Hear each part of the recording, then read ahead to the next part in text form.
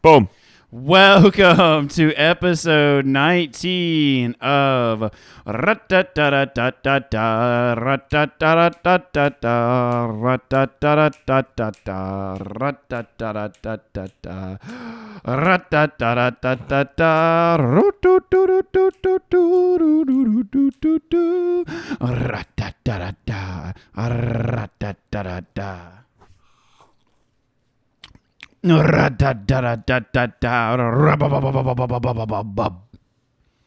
Hell yeah. Welcome back to Savage Discourse. Thank you. You guys just stared at me the whole time waiting for me to get my shit together. Hell yeah, brother. That's our new intro. Welcome back. It's been a week. It has been 7 days. Oh. That's new for us. Yeah, usually... What do you... No, it's not. I know. We usually do. The only thing that's changed is the day, not the interval of time in between. Things are so different now. It definitely feels different now that it's we work during the week. Yeah, we have limited time now to do this. Yeah, dude, life has become precious. Time has taken on a new weight and value. Mm-hmm. Yeah. Mm-hmm. That's all I got. It show has. Time is the gold Time is like the gold sands of time. I missed it. I would gladly trade. I would rather have 5 days that I don't look forward to and 2 days that I do look forward to than 7 days of meh. You know, I don't disagree with that. I will say that when life becomes unstructured and you just Did you see that? What? No. My belly was hanging out. I was reacting to you going, quietly to yourself. I saw my belly. I'm all pale. Belly's pooping out. I need a tan. Is that? Oh, not that your belly was out. Is that your skeleton of a belly was poking out? I'm so pale right now. Also, wait, were you saying something important, or can we continue? We need to know. All right. You're good. So I was in the shower earlier, right? Well, when I got out of the shower, I looked in the mirror and hold on. Tell me. Wait, let's go back. What were you wearing in the shower? Just my work uniform. I just got off of work. All right, this story sucks. Keep going. Sorry. So after I got out of the shower, once I was clean, I took off my clothes. And then I looked in the mirror, and I have a hairy-ass back now, out of nowhere. I have a hairy ass back? No, just ass hair. My shoulder blades are hairy. That's not a hairy back. That's a hairy blade. You got hairy cuffs. Well, like shoulder down to mid-back. Okay. Out of nowhere. Welcome to adulthood. But why is it just now happening? You got hair down you got hair everywhere. You're like, you remember the thing dude, you know what I just remembered is what? when I was your Bowie, I played T-ball and when we play what was that disinterested sound? What does that mean? Were you just acknowledging me with like low energy? No, keep going. I'm totally into this. I have a vendetta against T-ball. Continue. I'm gonna start. You did it, Kyle. I didn't move. You dorked it. It was you. Hold on. We're having headphones. John does this thing where he insists on wearing a headphone. No, I didn't. And his has a short in it. Yeah, my headphones have a short in it. So every week he positions the cord perfectly to where he can. I fixed it. Wait, no, I didn't. No, can you hear me? You messed up mine now. Oh, hold on. And I tell him we don't need headphones since we sit right next to each other. I think. No, my still God. broke. But John's playing the long game here. He's thinking about when we're in a studio. Yeah, we got to get used to the sound. We got to get used to the sound levels. Yeah. And what are we going to do when our equipment works though? Isn't that going to throw us off? Yeah, it probably will. Okay, there we go. Don't move. So we'll bring along your shitty headphones. Just so we stay humble. Yeah. Anyway, so at T-ball, what I remembered was something, that we would like in the dugout. You had dugout songs, so it'd be like, and people would be like, "Hey, bada swing, bada," like things like that to taunt the opposing children. Nothing worse than hearing a bada swing when you're about dude, to swing. That especially when you're about to swing as the batter, dude. That's like the earliest form of bullying, like targeted. Like, well, I know they're not talking about there's no other looking in the crowd for anyone else with a bat, and they're like, fuck. "Oh, it's got to be me, dude." That's got to be like Interesting. I wonder if there's a whole complex there. Anyway, so there's a song you'd sing like Fuzzy Wuzzy was a bear. Fuzzy Wuzzy had no hair. Fuzzy Wuzzy wasn't what fuzzy. So fuzzy was he? Do you remember that? That was a taunt? It was on like the blurry lines between a taunt and just jovial team. Like it was a way to buff the team, like to get everyone super excited. Yeah, I feel like this was more to keep the children, like to rally the troops. I would feel like it was to stop the children from getting distracted by butterflies and shit. I was that kid. Yeah. Oh, but I want to hear anyway. That's only tangentially related to your strange testosterone back hair. Yeah, I don't know what happened, dude. Dude, I absolutely can't. The only place I can grow hair is basically I'm like a Brazilian woman. I can grow hair on my armpits, on my pubis, and on my legs and arms. And my head and my face. God damn it. So where can you not grow hair? Don't grow hair where like that's a good question. I can grow hair anywhere in the state, but I can't grow them in like the traditionally historically masculine places, like your beard, like my I think I got a nice B rear. No, I'm talking about okay. Well, stop Armpits. talking shit. I'm talking about my chest and my crack in my back. Like I'm hairless, and it's honestly, I gotta say, like after looking at your hairy back, like I am living the fuzzyless dream. Just squat more. No. Okay. I'm afraid that it's going to creep up from the old cheek canyon up into the back clefts. Yeah, I'm hairier than I thought, and it's getting worse. I don't know why. I for like this last few months, I just had the realization what was happening for these last few months because I've never had like arm hair like on my shoulders or bicep. And when I get out of the shower, like I'll be drying off, and I always think that I just have a dirty towel because now there's all these little hairs all over my arm, and I think there's like hair on my towel, and I just had the realization it's just my new found arm hair that's wet all over. Did you see that? See those little? Isn't that weird? I don't see what you're talking about. It's not a lot right now. Why are you self-deprecatingly flexing on yourself? I look really ugly. Well, you can't really see it right now. I'm not saying hair's not ugly. What do you mean? Yeah, that's beautiful. Yeah. It's just weird that it's happening as I'm nearing 30. Oh, yeah. Yeah. Maybe I'm just now hitting puberty. You're going to be like, John, I went to the store. Get ready for my growth sprout. I saw a lady, and she made my pee-pee go all bananas. I have questions. Where do you put it and why? What do you do when you put it in there? Dude, I haven't had a banana in forever. That's an awesome segue.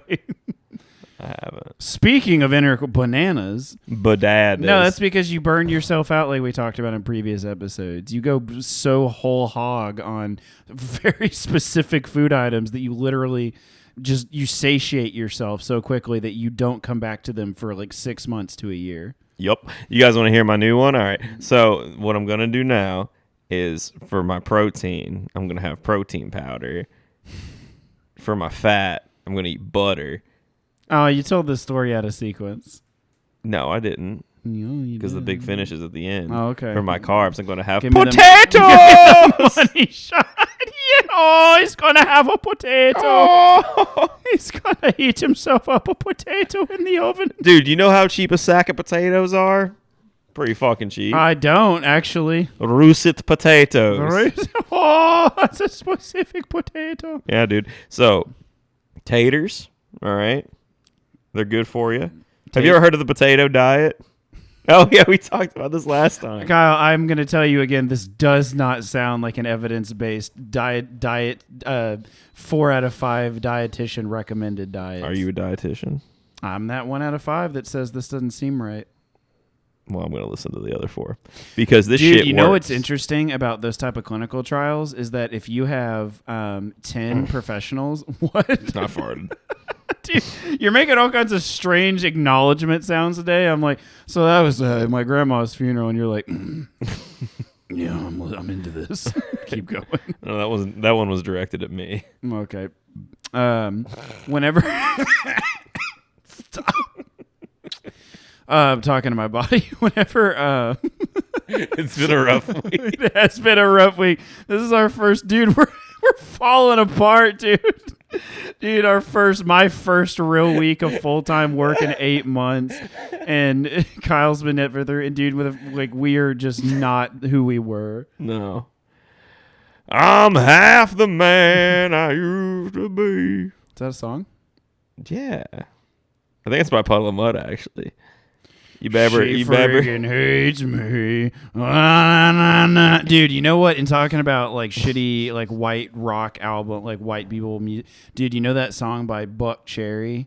The Crazy Bitch? Yeah. Ow! Like, I love that song because it's so... Okay, so you know in nature, whenever you're walking... Let's just say you're a predator and you're like snooping or what? Nothing. Just doing an acknowledgement. And you're snooping around in the woods for some prey, and you're... I'm sorry, you're making me laugh. Okay. Do you snoop around looking for... Yeah, stop, do whatever you're doing. And you find like a caterpillar that's like a neon color that's like... I'm going to show you how this is going to connect. And it's like neon yellow and red. And that's like nature's way of saying like, I'm really mysterious and really enticing, but do not mess with me or eat me because I will kill you and you will die slowly and painfully the entire time. That is exactly what that song signals to people for those women. It's like a sign that's like, ooh, I may be crazy and interesting, but I will kill you and take everything. Oh, I see. Yeah, it's like a prey marking. It's like it's camouflage or not camouflage. It's like those like poison arrow frogs. Like the neon colors are like, I'm beautiful, but you will die on the inside. Interesting, but their fan base goes for it. Yeah, I'm unstable. I'm not a good person. But I do provide intercourse such that everything I do is negligible comparatively. Sounds great. Sounds like a great relationship. Yeah, it's built on the most important pillars. Where can we find a Hydraulic crazy bitch? You need So the subtext of this episode. This is episode 19, and we are passing our subscriber limit. So like we are now into uncharted territory. Like, you know, it's fascinating, Kyle. This is this is actually really cool when you think about it this way. So like, you know how when you have YouTube or celebrities or whatever, they have channels and they have millions of subscribers. Well, they will never get to know what it's like to have more content than subscribers. Whoa, wow. And we do. We can literally look out there, and we are on the opposite. We are literally in the first place of last place to be like, hey, I know what it feels like to have more content than subscribers. Yeah, fuck all those people. Yeah, dude, we're better. Yeah, they're like, oh, we're disproportionately popular, and we're like, we're disproportionately creative. Yeah, because we're artists. Well, creative in italics, it's more like prolific. We're creating shit. Yeah, but prolific just means like we are very like Stephen King. We're like the Stephen King of podcasts. Like he puts out a book every 2 days. He's got more fans than books. So he doesn't know. See, we're getting infamous notoriety even from Mr. King himself. Mr. King and Mr. Kane. Well, so where'd we go? Oh yeah, so this episode of the subtext is what did you call it? Oh, the we're more dedicated than our viewers. Yeah, that we're so fuck you. If you're listening, we're more dedicated than. You know what, though? I will say historically, like, if you're an artist or musician, there is going to come a time when you, like, let's say, like, we were artists, like, and we put out, like, 20 songs, like, and we hadn't even played a show yet. Technically, we'd be in the same boat. Actually, I just realized, ironically, that, like, this is not a good proportion. Like, we're on the wrong side of this proportion. Wait, you just realized that? So, this episode is all about recognizing that not being the best is okay. I mean, it's okay. It's okay. It's not preferable. It's okay. It's fine. Most people shoot for first place. You don't even need first place when you got second, third, fourth, fifth. That's fine. We're not any of those, though. Nope. We're like, what are we right now in entertainment on YouTube? Oh, I don't think they actually the guy emailed us and said that the register doesn't go that low. Oh. That we're like in the unlisted number, like where it like kind of glitches out, like in Missing No on Pokemon Red or Blue, like when you surf on Cinnabar Island, it's like glitches the system out when they try to process how low on the numbers we are. Okay. But this is not a sob story. This is a celebration because I worked my first full work week, and I spent the last 8 months trying to find me. Oh my God, Kyle. You messed up the headphones. I didn't move. Now that you have a job, maybe you can invest in some headphones. Dude, that's... Oh my God. This has never happened in the middle of an episode. I wonder why our viewers aren't going up. Shut up. Check. Oh, it's because it's caught on this cord right here. That's what it is. Yeah. Is it better? Hello? It's been fine for Hello. me. Okay. Is it good? It sounds good. Oh, it was. No, it's not. Check. Yep. Checker. Okay, I got it. Yep. I'm just going to hold it. Oh, all right. I'm just going to. You will not. There it is. Okay. I'll let everybody know when he lets go. Okay. So, I went on an 8-month journey to find myself, and the only thing I found was the path I started from. You know that like saying, like when you... Dude, you know that saying that like people... Oh my God. I didn't let go. Let it be known I didn't let go. I'm trying to adjust the... Oh, is that good? Okay. So you know that saying that like people use to justify when they feel like God wasn't there for them, and they're like, there were two tracks of footprints in the sand. Yeah. And then, like, oh, that's when I was walking beside you. And then there was one, and that, me child, is when I was carrying you. Yeah. And it's like, I forgot why I invoked this metaphor. What were we talking about? Talking about your 8-month journey. Yes, and so it kind of felt like that. Like I was kind of on this single path journey, and I ended up right where I left.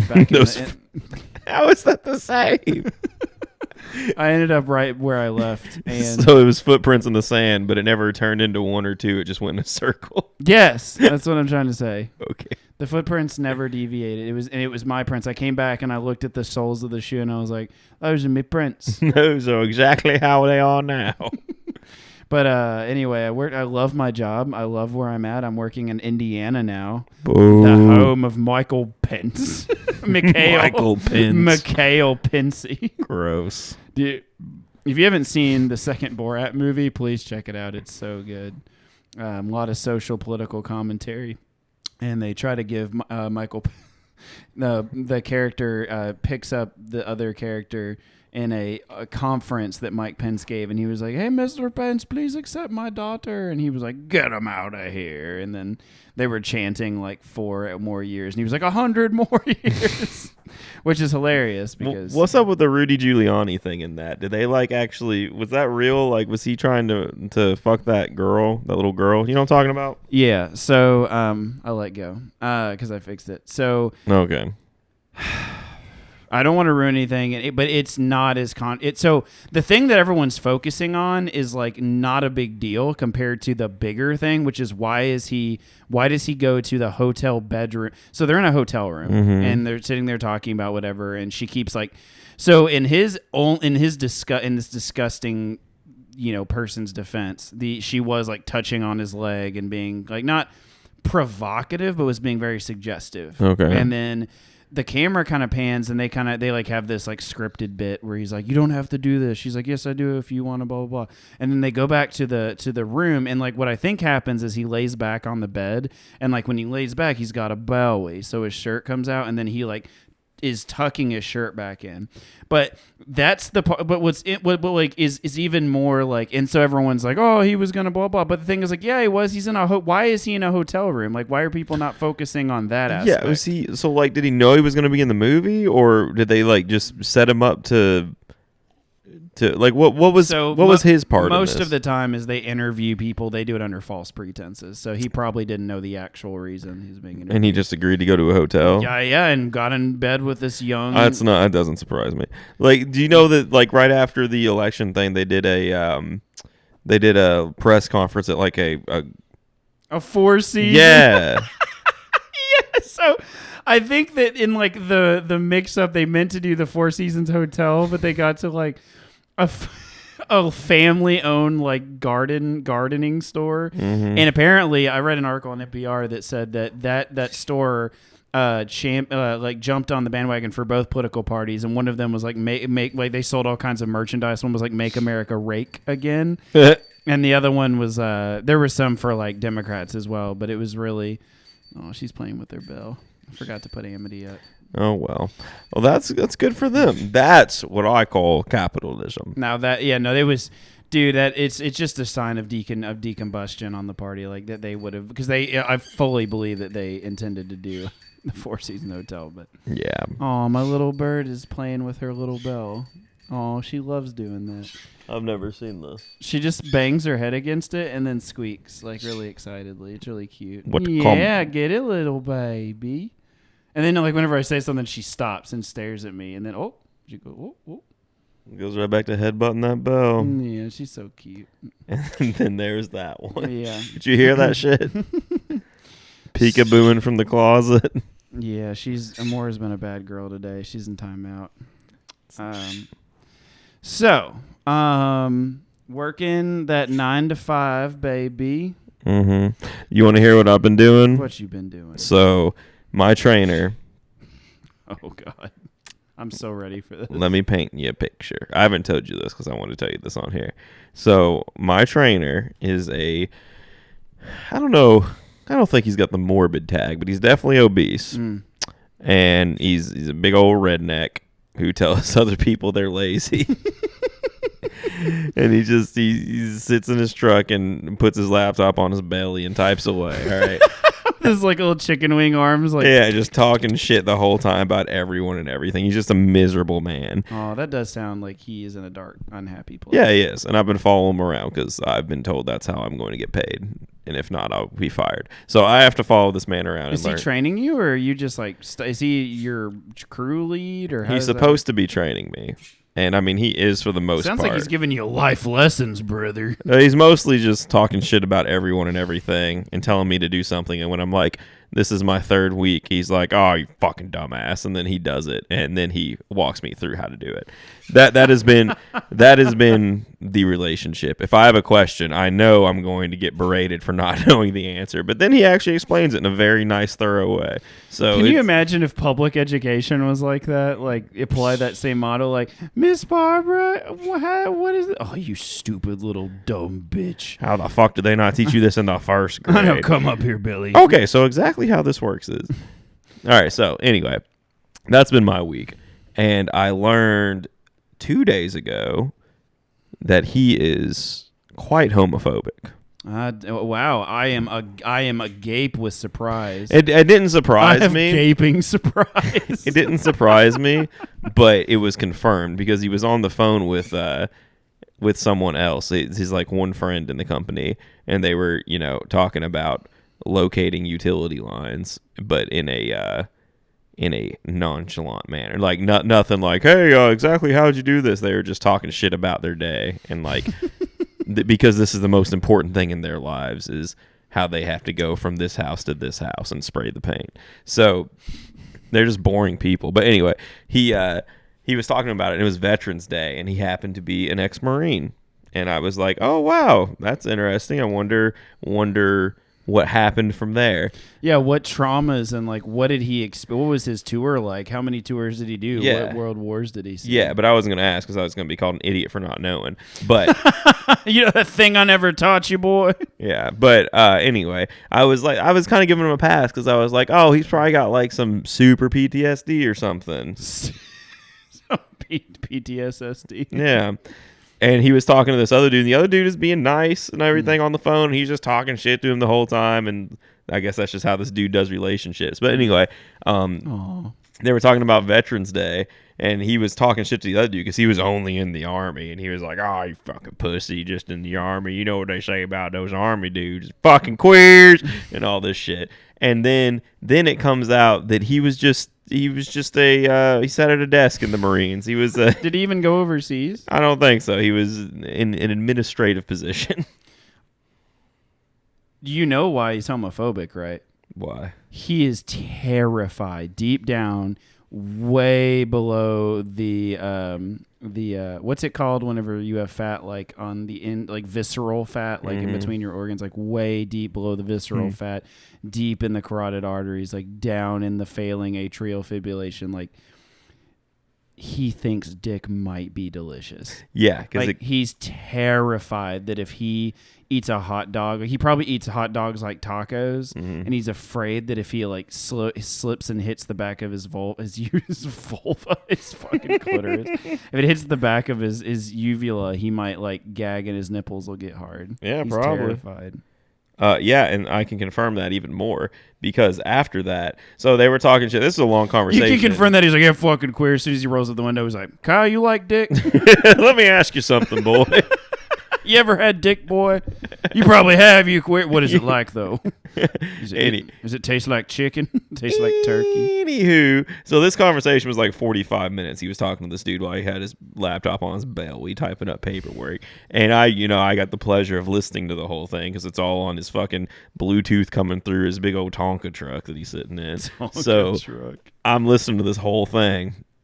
And, they do what any well-educated, civilized people do, talking shit, and it just evolved into both of them calling each other gay in different ways for about 10 minutes, and then somehow the other dude got the upper hand on my dude in the gay battle. And he was starting to lose. I wish I had a play-by-play. He was starting to lose ground, and he was like, "Oh, see, yeah, that's right. That's because you're gay. You see? Oh, everything I said is confirmed." These men are like late 40s at the earliest, probably early 50s. And so he was like, "Oh no, I'm not fucking gay, and even if I was, I wouldn't tell anyone." He's like, "I would never admit to that shit." And then the other dude's like, "Yeah, see right there, you're fucking gay. Look." And he was like, "No, I'm not fucking gay." And they looked over at me. He was like, "No, there's anything wrong with that. I'm just saying I'm not fucking gay." No. Because that's when he realized this is a big ass corporation, and if anyone heard, he'd probably be fired. Nah, I got a gay nephew son. He's actually pretty handy around the house. I live on the same planet as a gay person. Anyway, I love that. Even if I was gay, I wouldn't tell anybody. So it was at that point that I decided I'm gonna make him think I'm gay, and just start to fuck with him. So, oh my god, yes! At the end of the day, he was like, because I was leaving 2 hours. What you should start doing is bringing chapstick into work, and then slowly, over a course of time, change it to lipstick, and just like you just look. I don't know if I'm even going to be following him anymore next week. I think this might have been my only week, which I'll be fine with. Hold on, I need to put on my Burt's Bees Blue Coral 42 Burt's Bees. If I am following him, though, I'll do some more gay shenanigans. But he shenanigans. What happened was at the end of the day, he was like, because I was leaving 2 hours earlier than him. Oh no, that's what it was. I stayed 2 hours later on Monday, so I was like, am I gonna stay the full time on Friday and get 42 hours, or am I supposed to leave at 40 hours? And he was like, well, whatever you want. If you gotta get off early for something, if you got something to do, like whatever it is you gay people do. And he was like, and I just went, sit on dicks. Well, and he's like, what? And I was like, yeah, I got some dicks to suck at around 2. Around 2. What time? What time do you have? And he's like, oh, Eastern Standard Time. Yeah. What time you got? About 3:30. Yeah, about 4 hours. Sit on a massive dong. No, actually, several. Like, fucking. You ever seen Game of Thrones? Imagine that, but dong. It's Game of Dicks.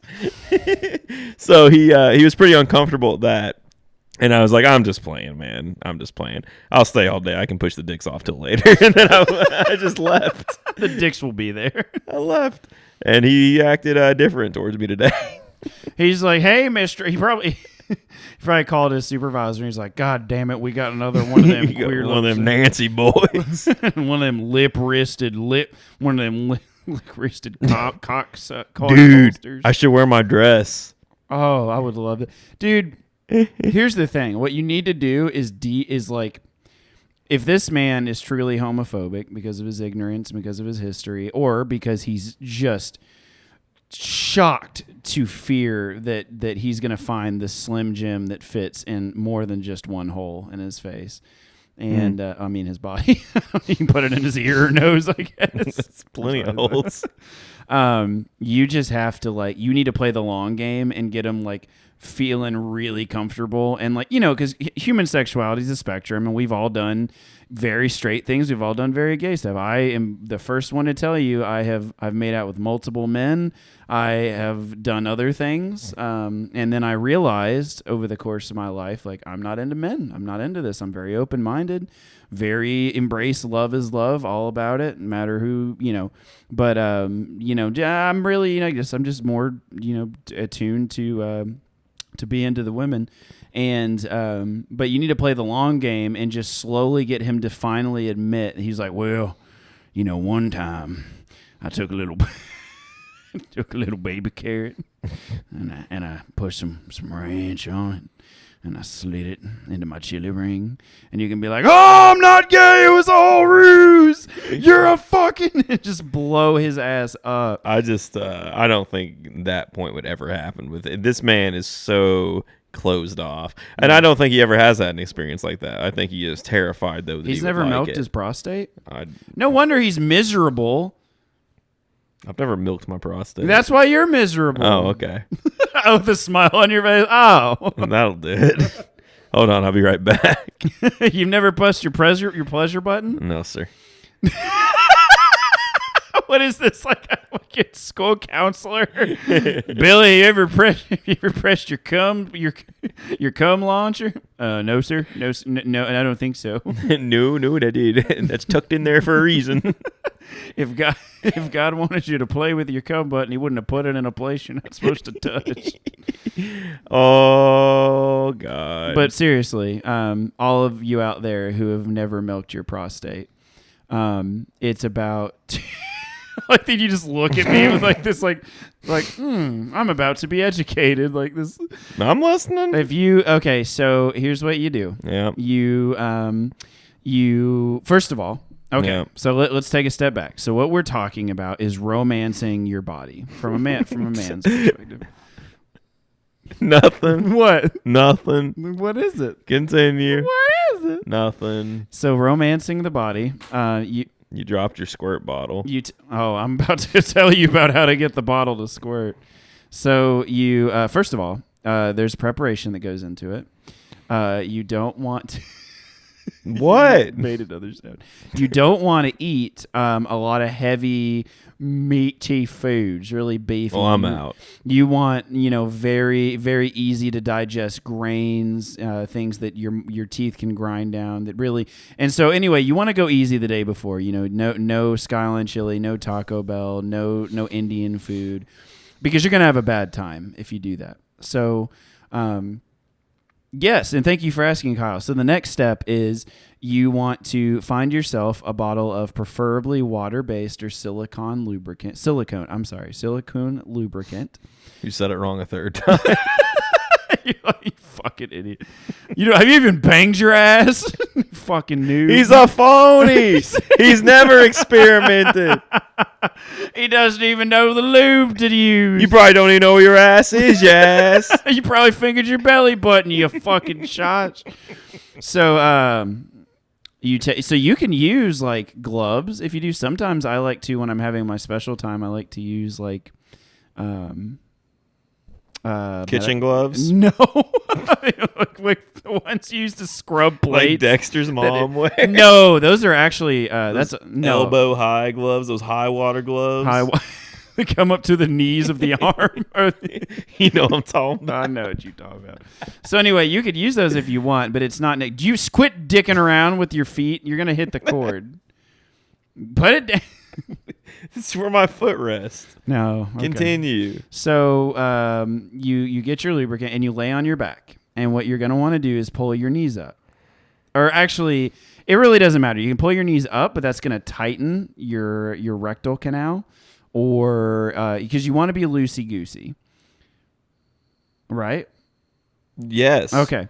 So you want to be loosey-goosey. So you're going to lay there, and what you want to do first, before you just go slamming for you some Dennis Rodman that finger in your dunk hole, is you want to play around a little bit. You want your body to know that you're the alpha, but also that you're not, and that your body can be the alpha.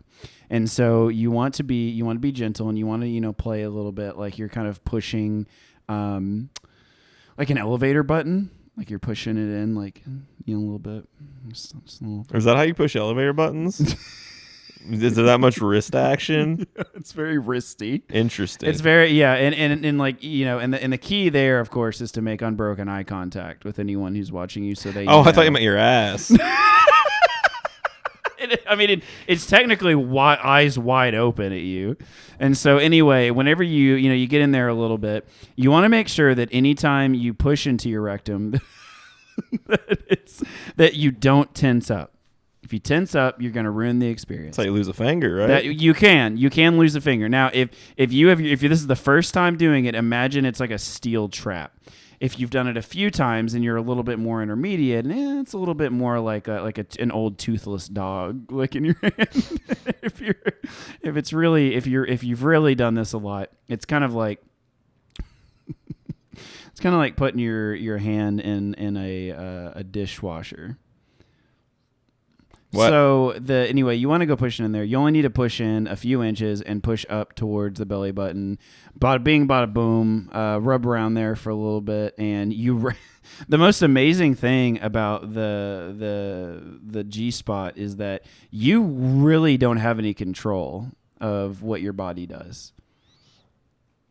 You don't. No control, Kyle. So you shit yourself? That's not what I meant. So what? You start having suppressed memories? You start remembering math that you forgot? No, I'm talking like it's like the turkey baster button. Like you push it and your body's like, ugh! And you just kind of start pumping rope. Not like carpet length or anything, but not ashwagandha stuff. No, it's really. But it's so funny because like you do it and it's like you don't. It's like when you're doing it naturally or through intercourse, there's this build up and it's this pleasurable, kind of crescendo. And whenever you're doing it that way, it's much more like a firework going off. Interesting. I wouldn't consider. Yeah. I would definitely consider myself an open-minded person. But I'm just not down with the butt stuff, man. I don't want things. I've seen the things that you do in the bathroom, both afterwards and during, not to your knowledge. And I will tell you, you probably shouldn't go near there. There's a what? I wouldn't go near there. What do you? Oh my. Okay. I thought you were gonna make okay. Sure. Yeah, what you do and what you leave. I'm truly in awe that a museum has not approached you. Well, most people don't know. Most people aren't in on it. There's a very small group of people that know the destruction that is left behind.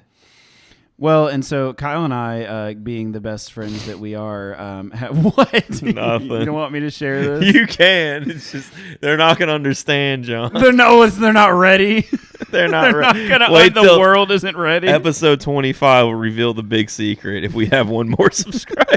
Oh, we need one. We're gonna do a subscriber drive to unlock the secret. Every subscriber will tell you all another super embarrassing thing. I don't think it's embarrassing. It's just boys being dudes. All right, tell them. So Kyle and I send pictures of our shits to each other. And Kyle actually fired the first volley like a year or two ago. Oh, hold on. No. It was after we talked about it, and you were like, the way that you describe it, I crack the toilet / like I'm gonna go dump off / I'm gonna ruin your plumbing, like just casually mentioned out loud. And I was like, ooh, okay, Kyle, there's no way. And you're like, okay, you don't believe me?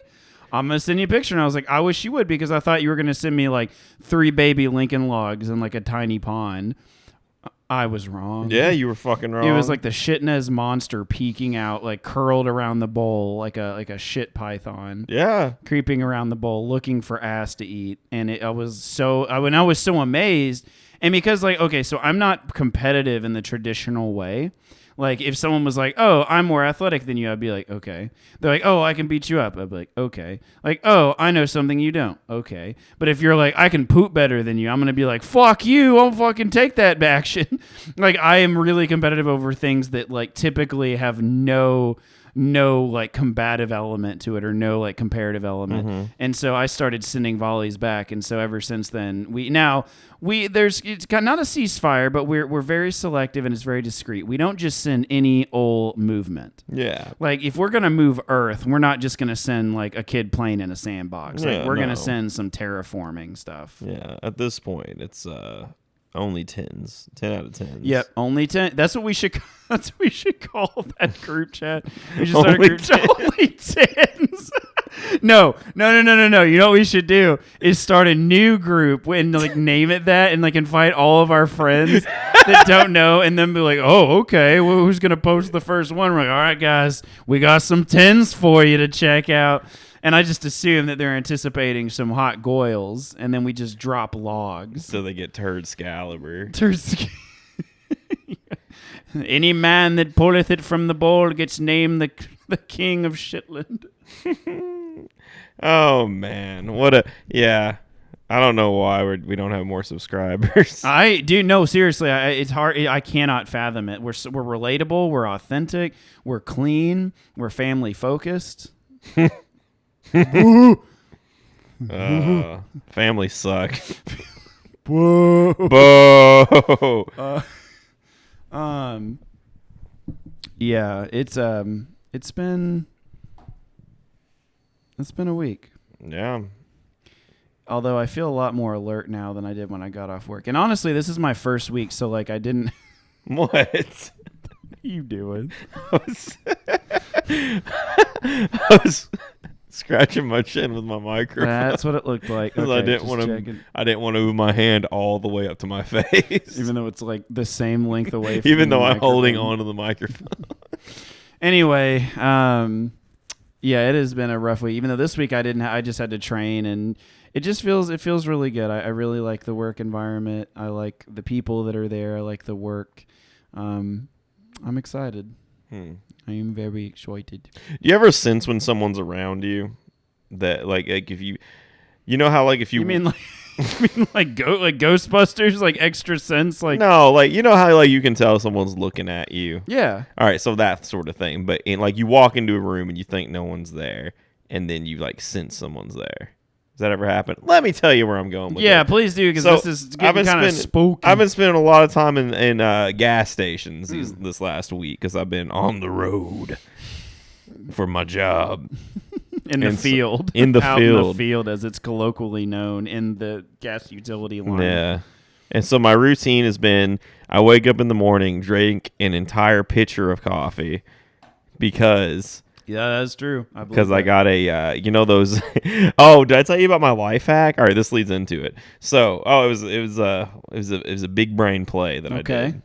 So, if you go to Circle K, I don't know if you've ever bought coffee at a gas station. Yep, I used to a whole lot. So the extra large ones they have, it's smaller than that right there, that large. The Sippo cups, like the what are they called? The big gulps? No, I'm talking about the extra large coffee cups. Oh, They're smaller than like a large McDonald's drink, and that's like $1.59. Don't reveal the branding of the cup that I'm drinking out of. Oh, I mean, and Donnie Mix. So. Go get your fried potato. So that's like $1.59 for an extra large, which is tiny, and I drank that in 20 minutes of coffee. And the big gulp is 89 cents. So I just grabbed a big gulp and filled it up with coffee. It took 3 volleys out of the machine. Oh my god! And I took it up there, and I fully I wasn't when I did it. I was half asleep because it was in the morning, and I was like, "Oh, this is how I'm going to get more coffee inside of me." It wasn't like, "Oh, I'm trying to rob the place." You stole from an American institution. And so as I was filling it up, there was a lady there, not a worker. She was like, "Oh, that's real smart," and I was like, "Yeah, I just need my casual 3 gallons of coffee before I start my day." And she was like, "Oh no, it's smart because you're going to save a lot of money." And I was like, "Oh." Yeah, I was like, I can't really reveal this at the register because then they're going to try to charge me for like 2 extra larges, and I'm not trying to pay $4 for coffee, or I just go to Starbucks. Let's just go. Got him. Anyway, Fancy. So what I've been doing is I've just saved that cup, and I've been making the coffee at home and pouring it into the big gulp. Big gulp. Yeah, dude. Oh. So, that's where we were. So I walked into a gas station because I've been drinking one of those, and then later on in the day around lunchtime, I'll go and get 2 bangs and chug those. So I am worried for your health, Kyle, your cardiac health, as well as your digestive I just took health. that Total War and did some cardio, and I feel great. After 2 bangs and a pitcher of coffee. I'm up to like 1,000. Those are all diuretics. You were playing an explosive game of shit your pants. You know diuretic means pee, right? It means fluids. It means literally like it flushes you. I think you're right, but I feel like it also means poop. Well, when as I well. shit, it's solid, so it doesn't count. Okay. Anyway, so I walked into this bathroom because I had to piss real bad, and I walked up and I pissed for probably like a minute and a half just in this urinal. All right, like a minute and a half, a solid stream. And then I walked over and I forgot what happened. I think I was just washing my hands and then I farted or something, and instinctively I just went, "Hell yeah, brother." And then I was like, wait a second. And I bent down and looked under the stall, and there was a guy just sitting on the toilet. He just heard me fucking rip ass and then hell yeah, brother myself. I love, dude. You know what? That makes you a more genuine human. That you're like that. He caught that slice of your life, dude. Okay, so Kyle was over last weekend, and we were celebrating on Saturday for it was November. Let's see, 4th, 5th, 6th, 7th. It was the 8th, I think. It was that Saturday after the election. So we were celebrating, and Kyle went into the other room to cook some food, and we were all doing our own thing in the other room, and I just hear quietly to himself, "Hell yeah, brother." And I was like, "Kyle, are you hell yeah, brother?" And he's like, "Oh, you heard me?" And I was like, "Yeah, what are you doing?" He's like, "Oh, I was just turning the stove on." I forgot what I did that was an accomplishment. I know you hell yeah, brother, to yourself. I think I was already quite drunk, and I think it was just seeing fire pop up. Also, you're right. Diuretic is specifically water. Way to go. Thanks. So, no, that's a hell yeah, bro. And then you look over. What I would have loved is if you peeked under and his head was down there, and he like just open eyes like, "Hell yeah, brother." We just made contact. It's actually Hulk Hogan. Hell yeah, brother. Oh, brother. Oh. Did you give it hell, jabroni? R.I.P. R.I.P. Hulk. Is he not alive? No, he's alive. You just ripping for him? Yeah, man. You can rip anything. I guess that's true. So yeah, that's been my week. Learned about gas lines and electric lines, and that old people will fucking talk to you no matter what if you walk past them and you're wearing some sort of reflective top. It's fucking terrible. They're like, "Oh, what are you doing here?" It's a turd in a punch bowl. They're like, "Hey." And I'm so good at like disarming conversations because I hate them. What are you just like, "I don't like people"? And they're like, "Oh, I'm sorry." No, I can do it in I'm very to the point. Like I hate small talk. I hate small talk with like strangers. With friends, I don't even consider that small talk because it's about stuff I'm interested in. But I cannot talk about the weather or what kind of grass you have in your yard or go over the same process with every single customer about how we mark utility lines. So you have a chance to inform a curious public about a mysterious service you provide. I do, but they also have Google. If they really want to know, they can type that shit in. I'm pretty sure that falls under the unknown curiosity cabinet. Like, nobody would want to, like, "I wonder how our lines are marked." But once they ask me, then it's they know they want to know it. Well, then they've got Google right there in front of them. Listen, if they straight up ask me, I'm not like, "Fuck you," but I'm good at stopping them before they get to that point. Because before they wind up. Yeah, exactly. It's disarming. It's like a bomb. For example, here's a conversation that's happened a million times because the guy I'm with, although he is a complete asshole to me and everyone that's close to him, with customers for some reason he's fucking Santa Claus, and he acts like, he's like, "Oh, hey, miss, what we're doing here is we're marking your utility line. We're marking blah, blah, blah, blah." And he goes through the whole process of how fucking gas was found. Anyway, he goes into this thing, and what I do is they're like, because they're having their shit marked for a reason. Like for example, if their pipe, if like a water pipe is busted and they got to come dig it up and repair it, you got to go mark all the lines to make sure they don't dig into a line. I feel right? like getting your shit marked is a very like passive way to threaten somebody. You about to get your shit marked, brother? Hell yeah, brother. Anyway, so yeah, so this dude, and they always think you're there for what they called in the ticket for. Obviously, like there's nothing wrong with that. You call in, you're like, hey, I need to get this shit repaired. They're like, okay, and then the people that's going to repair it calls in the dig ticket to have you come and mark all the shit. So when you show up in like reflective vests, they're like, oh, are you here to fix the pipe? And I'm like, nope, I'm here to mark the lines for the people that will fix the pipe. They'll be out later. And he was like, oh, okay. And he turned around, and here comes fucking Santa Claus. He's like, oh, hold on a second, sir. We're actually here to mark the utility lines. We get to mark the lines for LG&E. You see, the reason we're here is because you called in a water pipe ticket, and just goes into this fucking spiel. Right, and he does this with everyone. But then so like he engages the customer, but then afterwards just disembowels them verbally for them existing. No, he's cool with the customers. Oh, then what does he complain about? Oh, life and how we're so far behind on tickets, how we should have so much more done. And not because he spends forever. He doesn't make that connection. He says it's my fault because of course it's your fault. Because I'm not the best at hooking things up yet on my third week. When like things are still going faster than if he was doing it alone, even if it does take me a second to get it down, because he's still doing half the work he would be doing before. But he blames me because I'm not completely proficient at it yet after my first week. But he sits there and literally turns what could be a 45-second interaction into a 20-minute conversation literally every chance he gets. And then he gets back to his car and starts complaining and being pissy because we're so far behind. And he doesn't get it. He's never once been like, oh, I shouldn't have talked to that guy. He's like, you need to step up the pace. You need to put some pep in your step. He told me I need to start running instead of walking from place to place. And I was like, no. If that's a problem, call Mike, the supervisor. You should have been like, okay, after you, buddy. Yeah, I was like, you want to race? He's fucking dumb. I love that. Just imagining that same mentality applied to like a neurosurgeon, like, come on. And like the person's fumbling, like imagining that in the third week, they're like, you are the worst assistant I've ever had. And you're like, I don't know which equipment I'm supposed to use. And he's like, that one, dumb. It's like, who do you think you are? He's just like the most important. Oh, yeah, he's terrible. It just sounds like he is absolutely that is life to him. Like there's nothing grander, more magical. His probably idea of perfect life is like a Busch Light, NASCAR, 4th of July, monster truck, balls deep in a hog. Yeah, that's the thing. I feel bad for him more than I don't like him, like more than I'm angry at him.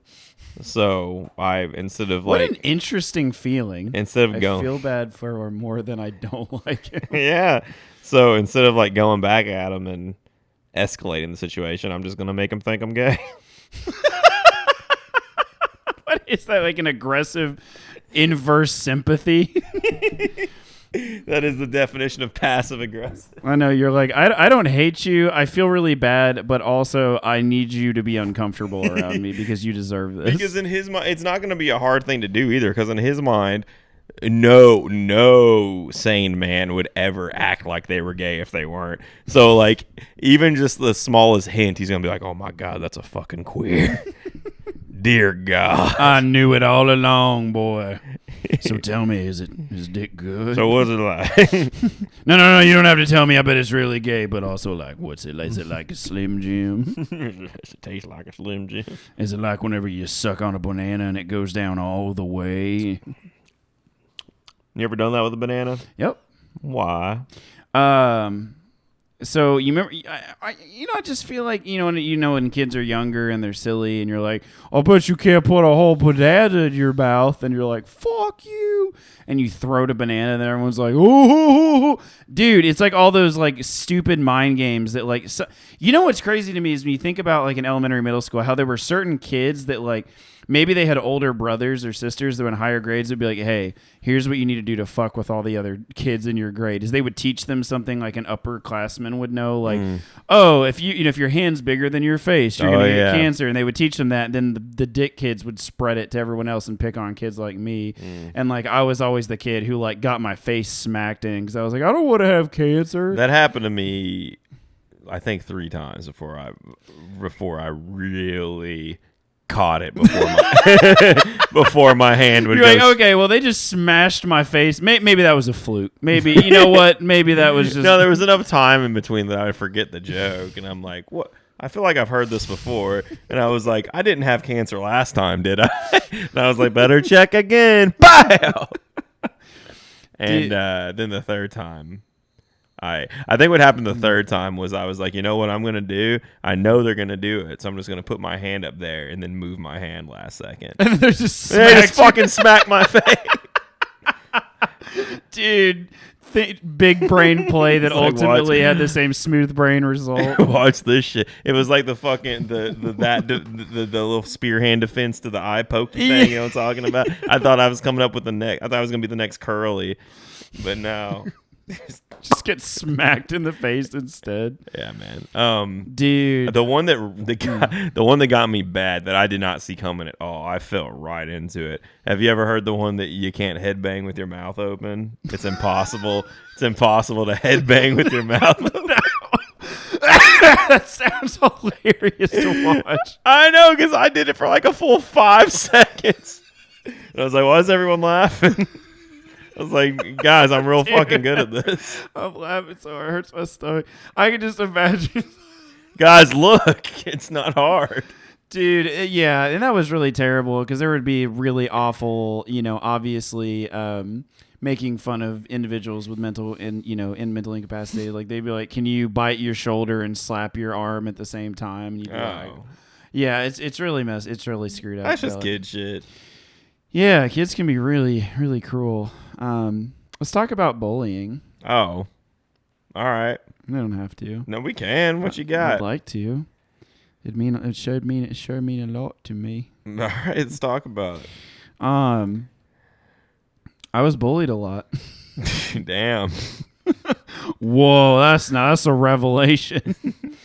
Yeah, being bullied is such a weird thing because the reason I bring it up is like I was thinking about as we were talking, but also like I recently went into, this week I was shadowing another therapist and I followed her into a school setting to observe a client with a school contract. And in the school I was in, they actually, bullying is now like a part of the agenda that they teach like elementary school kids. Certain schools, like not all of them. I don't think it's part of the curriculum. It should fucking be. It'd probably make our society better if we did that. But like it was on the wall and there were all these books about like why people bully and what their main reasons are and how to avoid it and what to do about it. And I was just like thinking about how my childhood was like at school and like it's just so traumatic. Like it can really like do a lot of damage.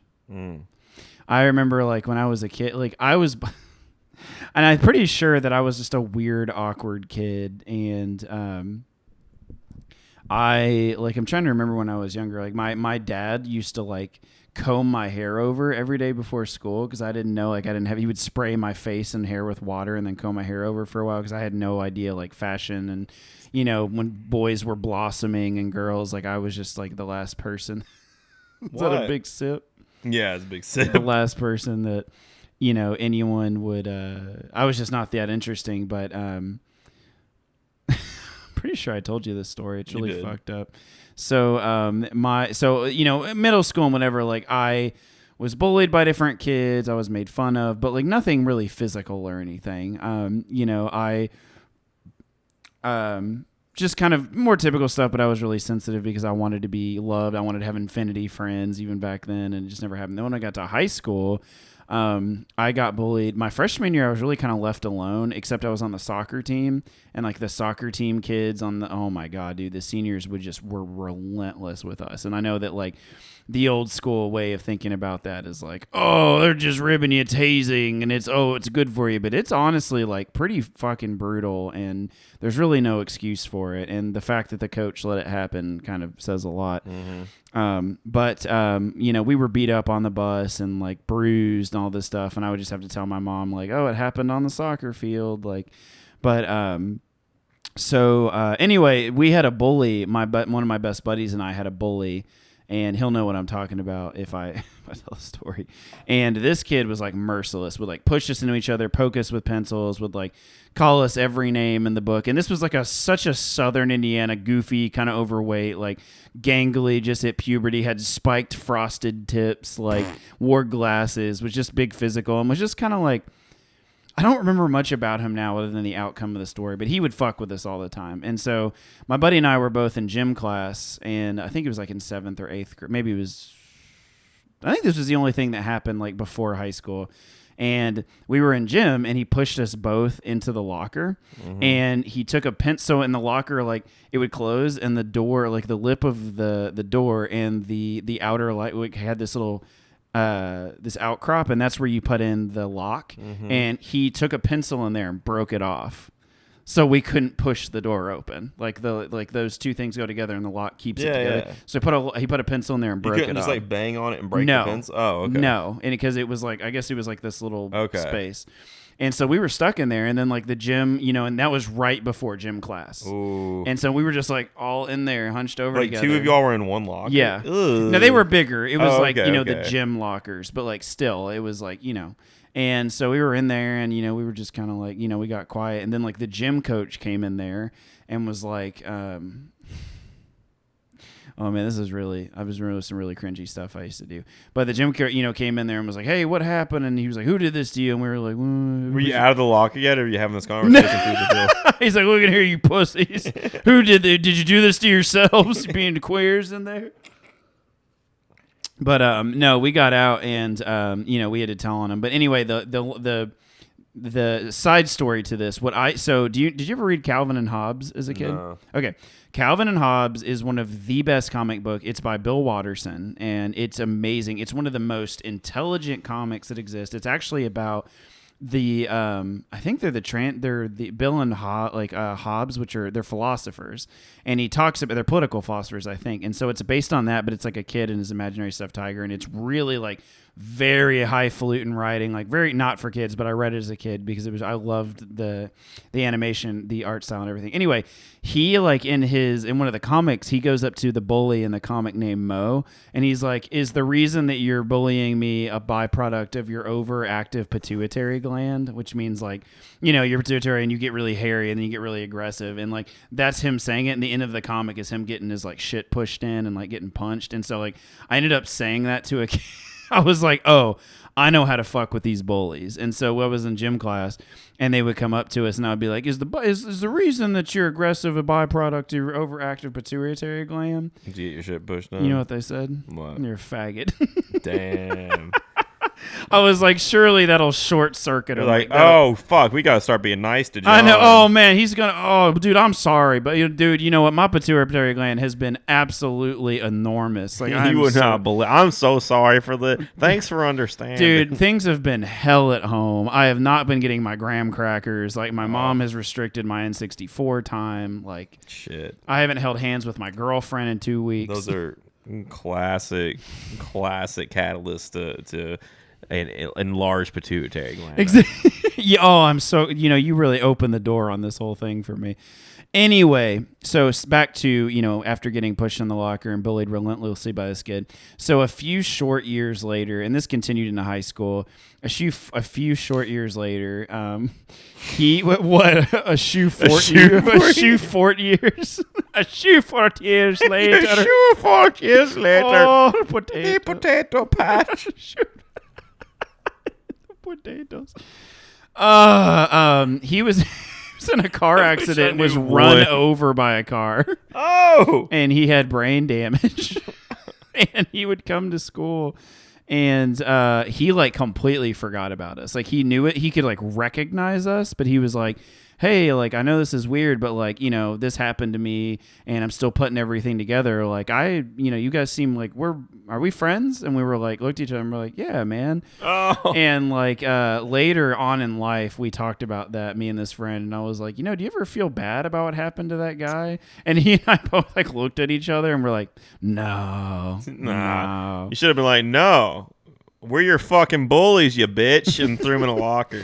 Dude, so speaking of that, I actually had retrograde amnesia. This is a really weird story. So, like, I was down by the creek with my brother and my cousin when I was in freshman in high school, and I was in a tree and I was climbing. This is like on the weekend, and I guess what I was trying to do is jump out of the tree, but the branch below me snapped, and so like I went to lean and it fell, and I think I rolled on the ground and hit my head.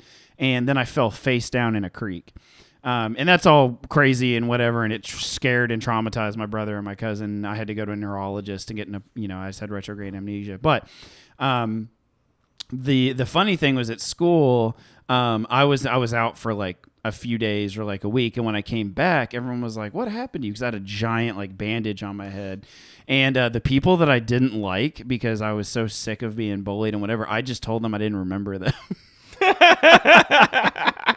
Oh, that's funny, dude. They were like, I remember like this girl in gym class that I could not stand. Well, actually, now that I'm remembering this, I think it was two-sided. One was the people I didn't like. The other part of me, which is really dramatic and theatrical, was I was like, maybe if I tell a girl I don't remember her, she'll feel really sorry for me and want to date me. Want to get to know me. Yeah, exactly. And I'm pretty sure that like I did that for both, and neither of them worked. Like I told the girl, and she was like, "How it happened?" I was like, "I'm sorry. Do I know you?" And she was like, "What?" And I was like, "Nothing." And she was like, "Okay." And then like we didn't talk ever again. Damn. And then I think I tried that with a girl I did like, and she was like, "Oh, okay," and didn't talk to me again anyway. So. Yeah. I don't think girls that age are ready to take on that that responsibility. A husband that might be mentally like unstable, like might be neurologically. You know what most 12-year-old girls want? A super fixer-upper. Yeah. I want someone who's like Nick from Backstreet Boys, and also Justin Timberlake, but also has unshakable night terrors. That's my favorite. Oh. Yeah, so that wasn't like a deep dive into bullying, but that's sorry that happened to you. No, it's I got bullied every day my sophomore year by the girl I was dating's ex-boyfriend. I think I told this story already. Fuck. Yeah, him and his friends would like shove me in the locker and tell me they're going to kill me and beat me up after school. And like when I went down, like when this kid like shoved me into oh my God. So what happened was this is a really great story that I just remembered. So like basically, I was dating this girl, and she was the girl I dated off on for 7 years. She made me think that all women had a porn star sex drive. Absolutely untrue. I had to learn you got that. set up for failure early. Yeah, I really, really did. And we were both just young teenagers, just touching and fondling. And she just fluids everywhere. And she... And diuretic. Diuretic, just pissing on everything. And so romantic. And it's just the fucking the chemistry of love. And which is H2O. It's the chemical component of love. And so the guy she was dating, so she was a sophomore, I was a freshman, and she was a junior, I was a sophomore. The guy she was dating was a freshman. He was a shithead, sexually abusive, was really manipulative. I talked to her. She was into me. She broke up with him. He and his posse, they never really like beat me up or put their hands on me, but like they would every day, like in the lunch line, would stand behind me or around me and would just like, just be like, he's a fucking pussy. Like, the little flinch thing. Well, not even the flinch. They would just like, it was almost like mental warfare. Like they would just fuck with me all the time. And like, then there's this guy, let's call him Barry.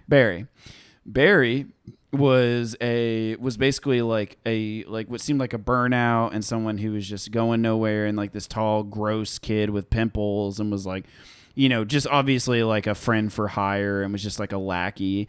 And he like shoved me and my buddy into a locker, and one of the teachers saw it. he was like, I'm gonna fucking kill you're a pussy, blah blah. And so we all had to go down to the fucking to the principal's office because we were just the victims of it. We were apparently part of the problem, so we all went down there. Great parenting and teachering. Oh yeah, teachering. And we went down, because that's a verb. We went down there, and the principal in the beginning was like, so guys, what happened? And he was like, and that kid who was like, I was like, oh man, this I don't know what this guy's going to say. He immediately was like, well, this punk over here, he took my man's girl. And we were all very white. He's like, he took my man's girl, and he's over there disrespecting him. And I was just like, oh, good. I don't even talk to this. And so anyway, the principal, this kid had been in there over and over, and like after he started like saying all that, I was like, he was like, is this true? And I was like, I'm telling you, like, I date this girl, but I don't talk to that guy. I don't know him. Like, he bullies me every day. And he was like, okay, you and your friend are free to go. And he's like, are you serious? And like, then he ended up getting kicked out of school for like yelling at the principal. Oh, and stuff. good. So it got resolved. But the cool part of that is that kid that made my life hell.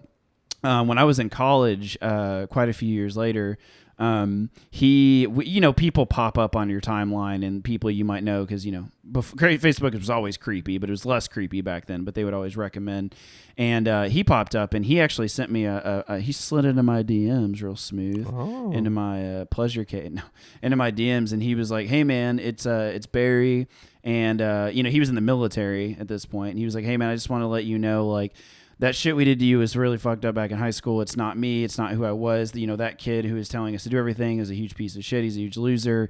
But I didn't know at the time." He was like, "You seem like a pretty good dude. Like, I'm really sorry I did that to you." And I was like, wow, thank you. Like, what a catharsis. Like, I was like, I never thought I would get an apology. I was like, man. And we ended up like talking for like a year or so. And then, we fell apart. But like, it was just really unique. Like, I just don't know how many people get those experiences to like probably not reconnect a lot with their bullies. Yeah, except for on bully beat down.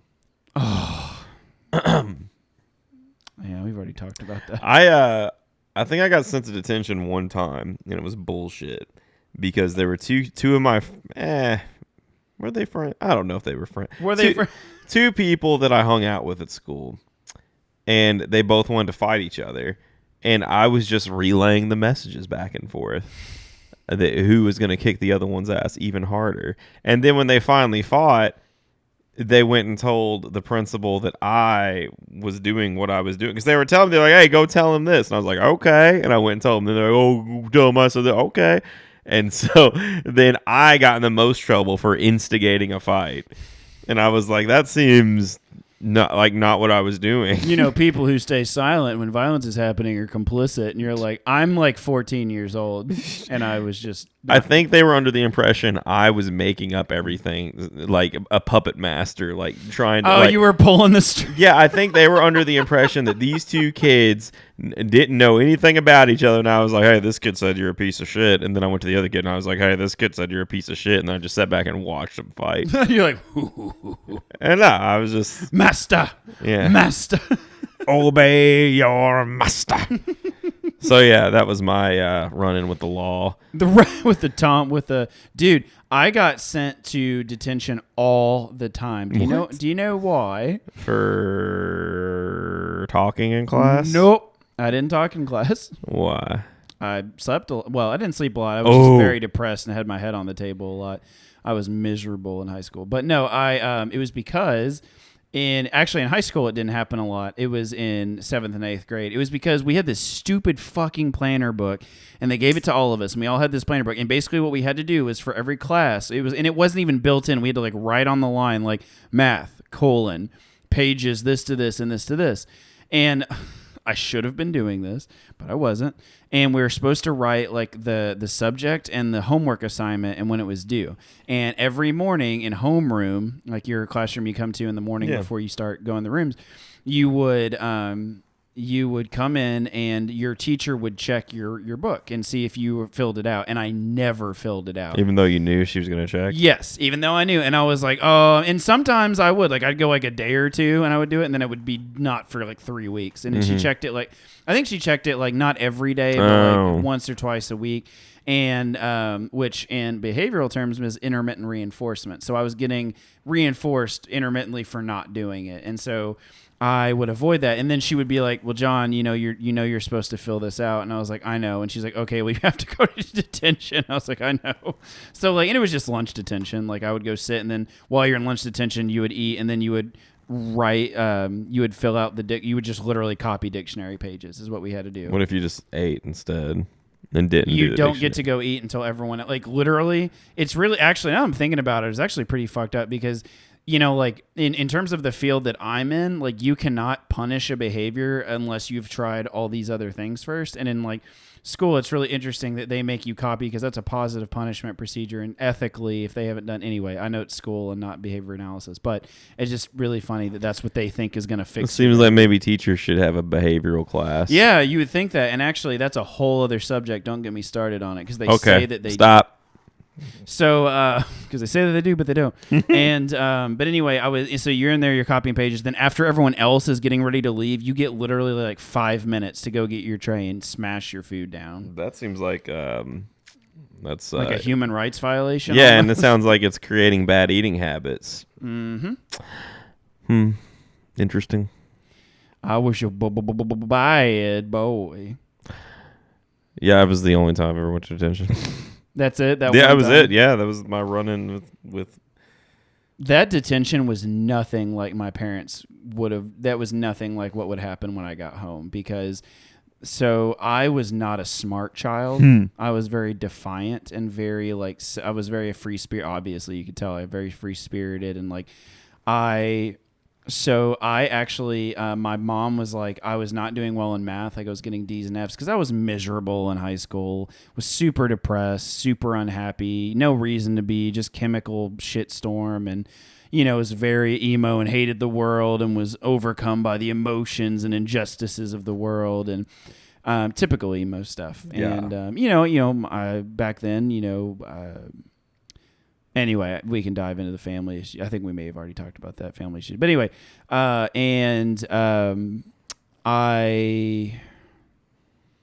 so I had to stay. So my mom was basically like, you are going to fail and you're going to have to repeat this class. If you don't get your shit together, you're going to do after school tutoring. Well, saying that to like a 16-year-old who is like gothic and emo, who thinks that school is the stupidest thing, and then going to tutoring after school and spending more time at school was basically like telling me I don't know what an equivalent that I was going to have to like mow corn for 5 years. I can't even think of anything that would be equivalent to like how unfair and how uncool that was.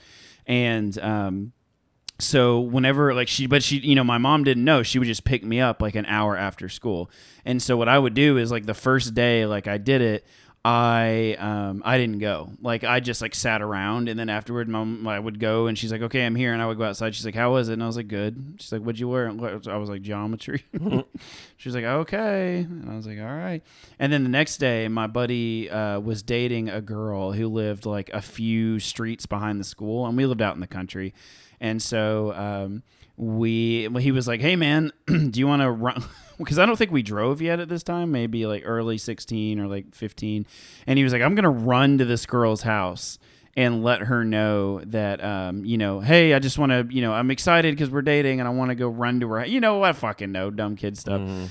And I was like, oh man, I'm going to totally do that with you after school instead of going to tutoring. So like I ran like several miles with him, just ran on the road to go see her house.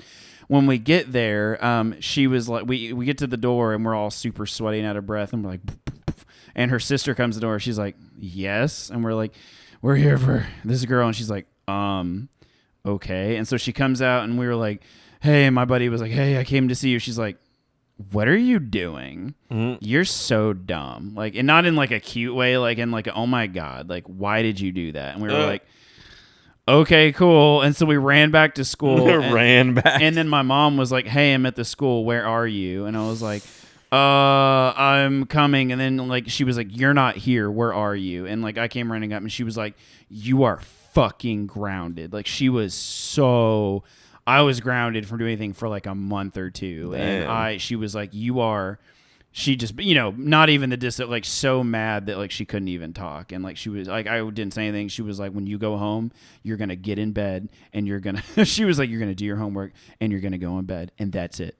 Don't even think. She was so furious.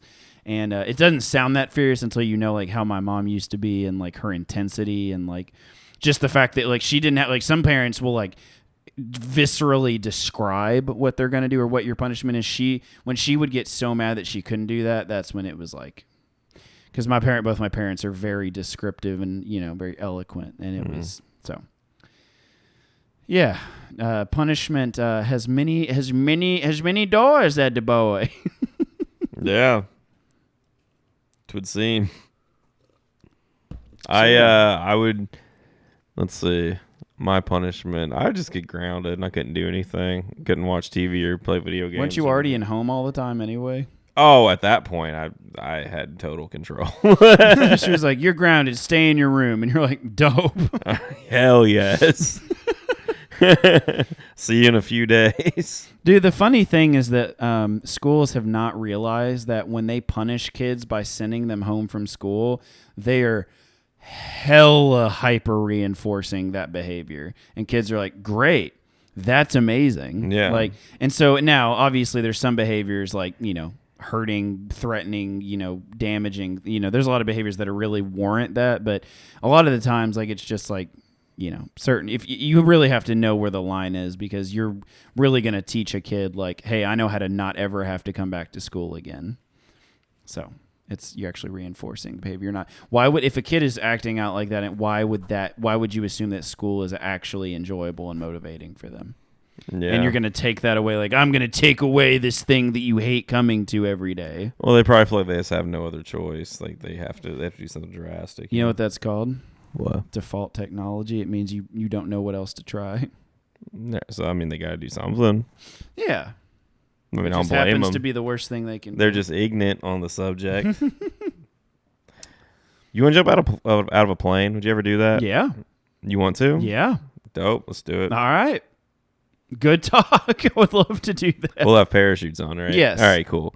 Just making sure we didn't make some suicide pact just now. Accidentally start a Oh, suicide fuck. You get up in the airplane, you're like, what's that on your back there? Like, hey, bud, I thought we were going to end and take our lives Thought we together. were holding hands and going for it. This is we agreed upon that you said Aw. no one's coming back. Shit. Slip off the parachute. God damn it. You thought no, we're not going to survive this. It's okay. No, I do want to do that. That sounds terrifying and also like a huge rush. I feel like that is the most that's got to be like the most badass thing you can do. Also, we're the stupidest species. Oh, fuck yeah. We're gonna use the incredible the pinnacle of human technology to bend air and time and fly and do what is evolutionarily impossible, and then throw ourselves and use gravity and physics to hurl ourselves at terminal velocity towards an unforgiving ground. But then it it's literally like a cheat code for life. Like it's like spam adrenaline, feel the intensity. Mm-hmm.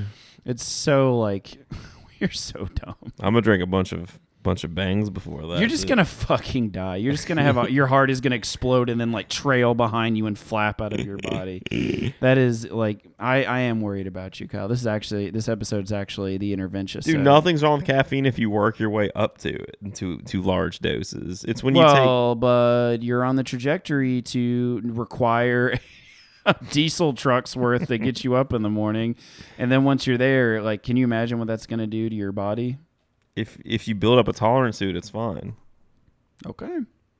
Also, do you know about behavioral pharmacology? So, for example, if you do, now this is a really extreme example, but hear me out.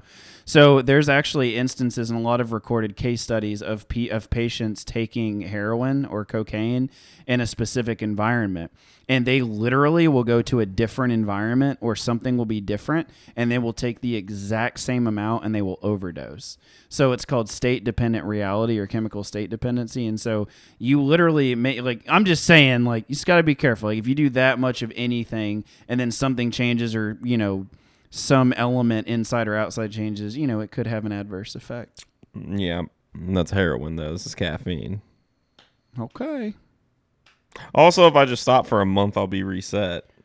It only takes a month to you? reset. Yes, I've done it plenty of times. Do it. No. Do it, Kyle. Fuck you. Okay. Fuck you. I just stopped everything for 3 years. I'm gonna do whatever the fuck I want. I keep forgetting that. Yeah. Somehow. Jizz. Jizz. Oh man. I still haven't got my document in the mail saying I'm clear. Of course you haven't. Alabama's never going to get it. I just feel like in 10 years they're going to be like, oh, you've been on the run for 10 years. Did you see that? What the fuck? You sloshed your drink, mate. I didn't. I think your foot like wobbled into it or something. Now my leg's going to be drunk. Oh, no. You're not going to be able to walk home. Oh, no. It's going down me leg. It's going towards me hard. Oh, no. Me coke's drunk. Now me pecker can't walk home. Ooh, I got a question for you. Yes. You ready? Yeah. If you don't wear underwear, but wear a pair of shorts and a pair of long pants, is that considered free balling? Like a pair of shorts under? Yeah. Asking for a friend. No. I wouldn't consider that free balling. I feel pretty free right now. Now, if you are... Who's your friend, your dick that you're asking for? It's me cock. old Willie. Me friend old Willie. No, I would not consider... I think it's the difference between one layer and just raw dog down there and 2 layers of anything. So if you wear boxers but no pants, you're free balling? Like out in public? Yeah. You're probably indecent. But is that free ball? I think a free ball in his pants with no boxers. See, you know what's interesting is that it's okay. So the pants as a form of clothing are generally perceived to be an out and about clothes, but an undergarment such as a pantaloon as a boxer brief is like a private, like if a woman was wearing panties and like a shirt and then panties and then like socks and shoes, people would be like, what is she doing? She's showing her ass cheeks and like, you know, I could do. And it's like, it's interesting that like the fabric and like the meaning we ascribe to the fabric determines that. Yeah.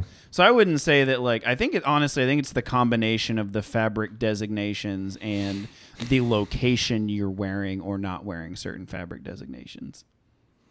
So then let's re-answer, what is free balling? I think free balling is when you wear a pants and you're not wearing underwear and your schmutz is schmutzed up against the thing.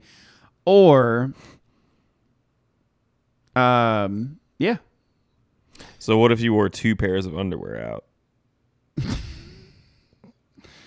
I mean, let's do an infinite regress. Like, why not 10 or 20 pairs? All right. Then no, you're not free falling. But I thought it was all about the garment placement. It's literally like you're closing your dick in like endless parentheses. Like it's just it's brackets. In brackets. It's like the dick it's no. Not dick that is secure.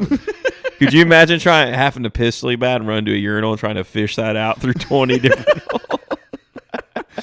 Oh my god, it'd be like chasing a fox through the trees. Like, almost got me there. Almost got me. That's when you do the old I'm gonna pull down. Like you don't go through the woods, you go over the fence. If I'm really drunk, that is my go-to. Over the fence? Yeah, I'm not dealing with all that business. I could end up inside me ours for all I know. I don't know what's going on down there. Who's to say? It's chaos. The old tried and true over the fence. We've taught, yeah. We went some places today. Grunt.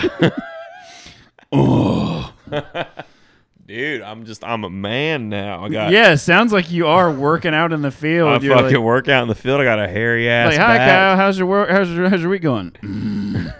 Oh, that's good. How are your family and kids? Okay. How's your car doing?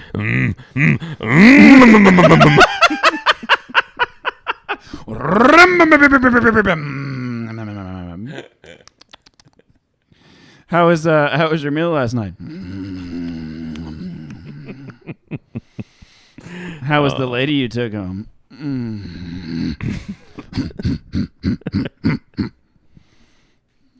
You're a Sasquatch. Perfect. It's all I've ever wanted. To be a Sasquatch. I've been trying to degress. I've been trying to de-evolve. I am become proto-human. Pretty soon you're gonna be dragging your knuckles, breathing out of your mouth with one giant one Cro-Magnon forehead. Can't wait. And you're like, Kyle, how you doing? You're like, fire, bad. What happened? With your like safety vest, and you crawl in your vehicle. Me, go in big car, find a hole, paint ground. Dude, love dick. I've been thinking about how I'm gonna get fired from this place, because this is always something I brainstorm with at jobs. How you want to go out, or how you could go how out. I could get fired. And I feel like I'm gonna get drunk and paint some shit up with the paint. They're like, sir, you said that there was a line in the tree, and you're like, well, at the time. No, I don't mean on the job. I mean, like, I'm gonna get drunk, like now, for instance, and go out to my truck and grab a bunch of paint and spray shit. Do you have spray paint? Oh yeah. Hell yeah. All right, we're in this episode right now. I haven't had my gear issued to me yet, but I get one of those little spray paint guns where you can stand up straight and still spray paint the ground. Oh, that's because so bending over cool. is hard. Dude, when you got a big bow wave. Dude, I don't think my dude could touch his knees. Does he know he has knees? I'm sure he's been told. He's like, oh, my leg hinges. You're like, you know what that's called, right? my leg elbows. My lelbows. My lelbows are squeaking. Dude, today he was just like fucking farting and burping and shit, and he was like, oh, it's not a good day. That's like the measure of a bad day. He's like, my fucking back. He's like, my fucking back's killing me. And I was like, huh. Oh, yeah? And he was like, yeah, it's fucking... And he did something really nice. He was like, you had breakfast yet? And I was like, no. And he was like, you want some? It's probably cold. And I was like, oh, no, I'm good. I don't eat breakfast because... He's like, well, I have to eat breakfast or I'll fucking... He's like, I'll get too hungry. And interrupted. You know what it usually I can eat. And I don't want to eat the pain. Yeah, the couple of times where I had a chance to relate to him, he just fucking cut me off, and that was the end of that. Like, that really is like, yeah, fuck you. Dude, it happened so many times, and I'm not going to go back to it because I'm like, why did I even try? Because he was like, he said something, because he keeps calling himself Fat Boy all the time. He refers, but it's always like, yeah, Fat Boy can fight. Fat Boy will kick your ass. Fat Boy can whoop this guy's ass. That sort of thing. Okay. And so he said something because we had one ticket on a road. Thank God he can't bend over. He'd suck his own dick. Oh, he would, except it's too gay. Yeah. Dude, I would. You know what? That's what you need to ask him. Is like that is empirical. Like, okay, Mr. Fat Boy, tell me, you suck your own dick. Is it more like sucking a dick or getting your dick sucked? You tell me. Let's figure this old chestnut. Let's crack this old chestnut. You're like, that's some gay shit. Stay away from me with your gay shit. And then he comes in the next day in a neck brace, and he's like, if you're wondering, it's more like sucking a dick. And it's gay. And now my lips are gay. I went to gay on my wife. Oh, he's not married or has any prospects. Yeah. Anywho, he was talking about Fat Boy, and then he said we literally we did one house, and then the next house was 3 houses down.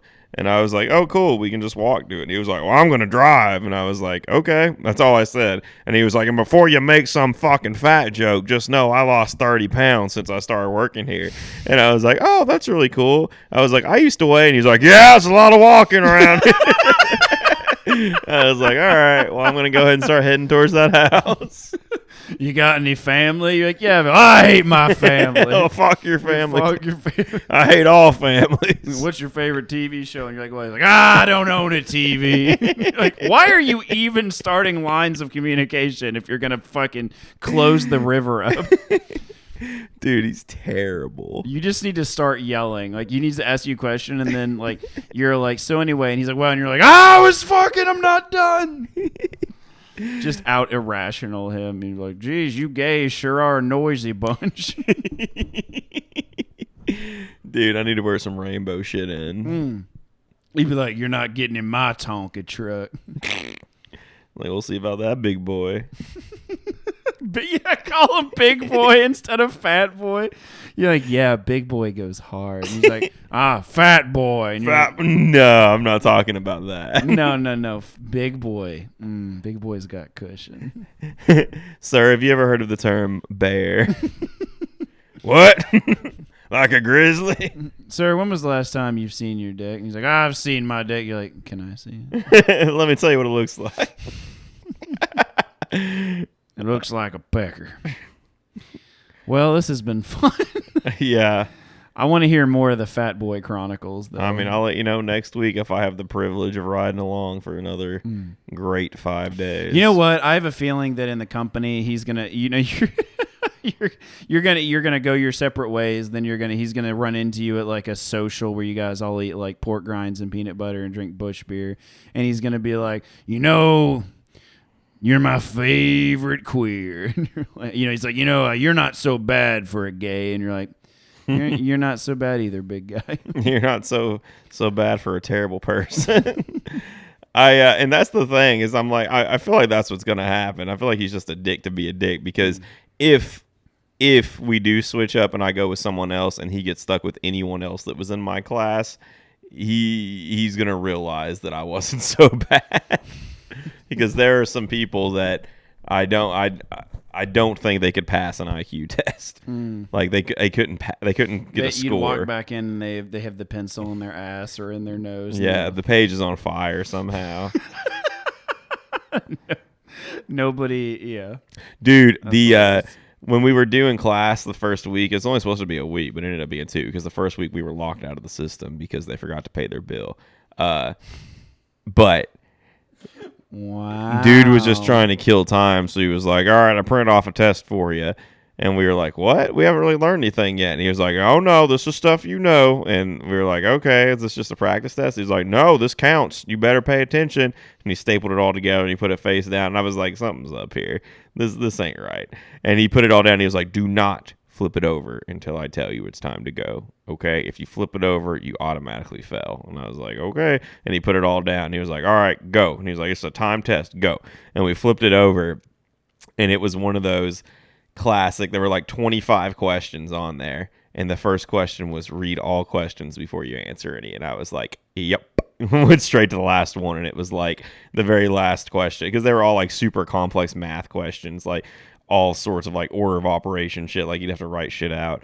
And he even gave us like a spare piece of paper to show our work and all this shit. And we got down to the very last one was like the very last question was like, don't do anything on the sheet except for sign your name up top in the top right hand corner. And so I did it, and like 2 other people did it, and we looked over, and like the 3 other people were sitting there fucking trying to write out math questions and shit. And the very first thing was like, read all questions before you answer any. And I was like, this here is a good bunch. I took this test in 2nd grade. Give them points for chutzpah and moxie. Because they started doing math. Well, because they wanted to. I mean, honestly, that's a compliance test. That's like seeing if you're going to follow instructions. That's like a big brother kind of test. And like, I guess they failed because they were trying to, And considering the line of work we have where it's kind of important to follow protocol and do things very precisely, that test kind of should have counted. And if you failed it, you probably should have been asked to leave. Yeah.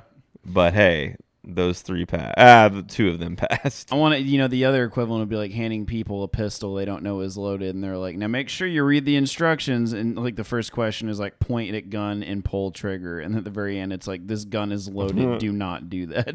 Yeah. You failed. That'd be a really quick and easy way to. Yeah, and you wouldn't have to decide what to do with the person after. You failed. Yeah, send in the crew. Well, that got dark. I didn't mean for that to happen. This has been an up and down episode. Yeah.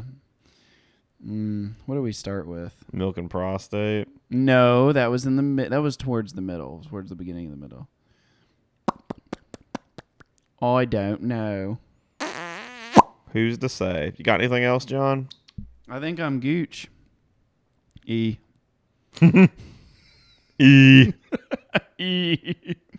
I feel like I had more, but I don't know. Thank you guys so much for joining us for episode 19. If you decide that you like what you hear, please subscribe, and then maybe, just maybe, we'll have more subscribers than videos. I think, here's my prediction. You want to hear my prediction? No. Okay. See y'all next time. No, what is it? Oh, my prediction. What are we at? Episode 18, 19 right now? Is this 19? Did you It's just say 19, this? Kyle. Yes, I literally just said this. Oh, I wasn't listening. All right. So episode 19. I think we will get to episode 31 before our subscriber count passes our videos. And then I think it's going to start. You heard it here, folks. 31. 31 is the magic number. Yep. Well, thank you guys so much. If you like what you heard, please drop us a like, drop us a subby, leave us a commie. If you want less talk about prostate and or poop, let us know. If you want more talk about prostate. Hey, yeah, inversely, if you want that to be everything, like I'll give that to you, baby. If you want to know the inner workings of a man and how to see them on the outside, we can do that. I'll put on my sexiest, softest voice. Before I lose my privileges, I just got to say I got to go poop right now. So let's just wrap this up. Okay. Thank you guys so much. As always, I'm John. Go. And we'll see you next time.